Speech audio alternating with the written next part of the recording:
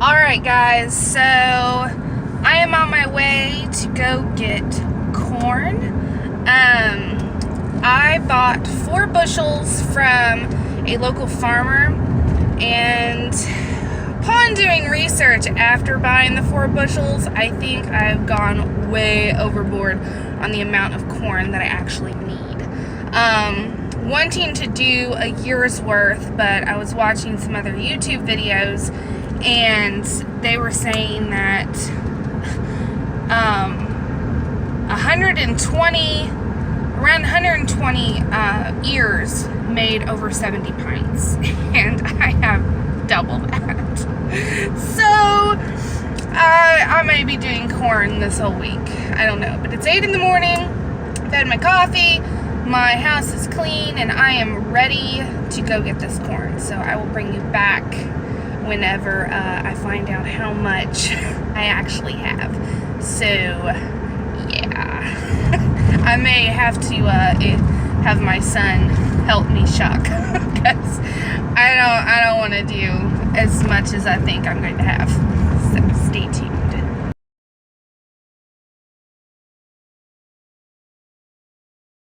Okay guys, so let me show you what's been going on. Right here we have my lunch, some zucchini bread. These I'm cutting into thirds, and they are going to be frozen corn on the cob.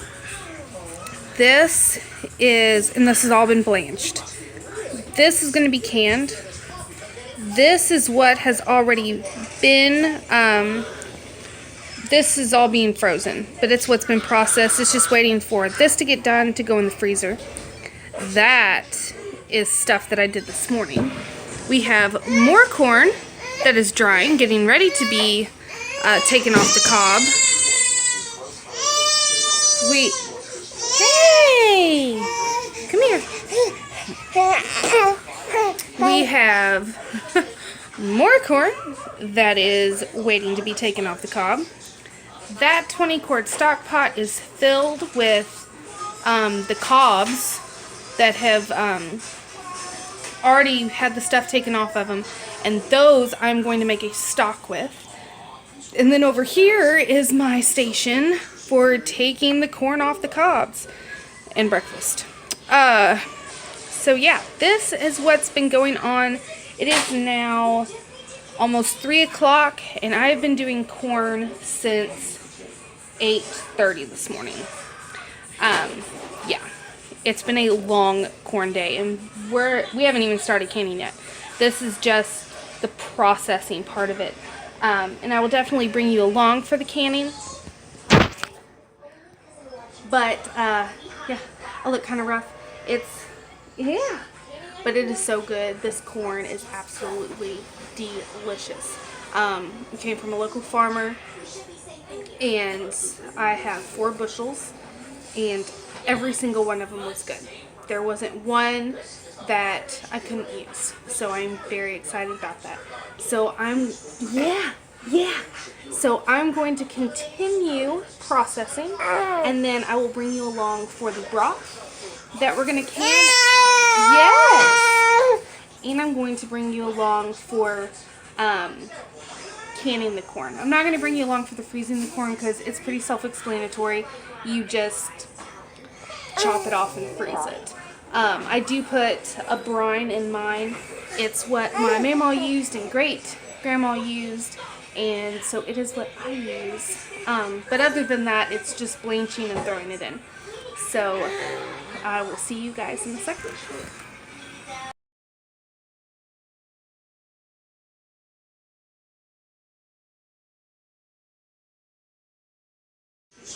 Okay, so excuse the mess, because this is where I'm running out of space, so I need to start canning. So this has been blanched and cut off the cob. Now if you're wanting just regular corn, you just chop it off. If you're wanting the cream style corn, after you initially chop, then you're going to take your knife and run it down to get the milk and the little bits off, and that's how you get the cream style.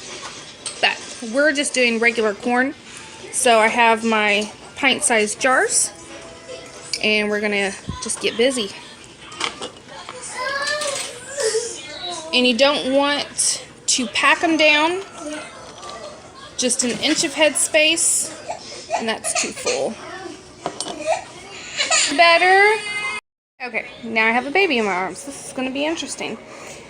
So you fill up your jars to about an inch of head space because we are going to add liquid. Okay. And I need a spoon. Stop, little girl. Out of my drawer. My kitchen is a mess, let me tell you.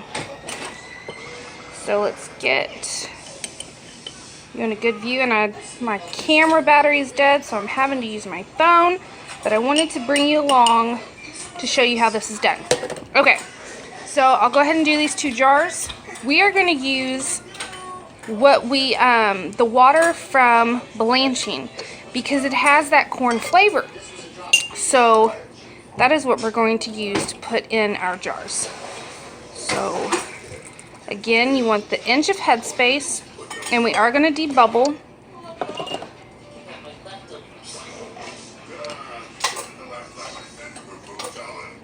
A little more.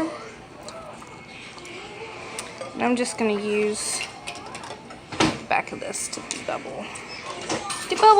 Okay, so I have my 3 jars, and now I'm putting a half a teaspoon in each one. This is optional, but I like it to already have a little bit of flavor in case I don't feel like adding flavor later, which usually doesn't happen, but I do it anyway. And you make sure that you're at your inch of headspace, which we are on all 3 jars. So then you have your rings. 1, 2, and 3.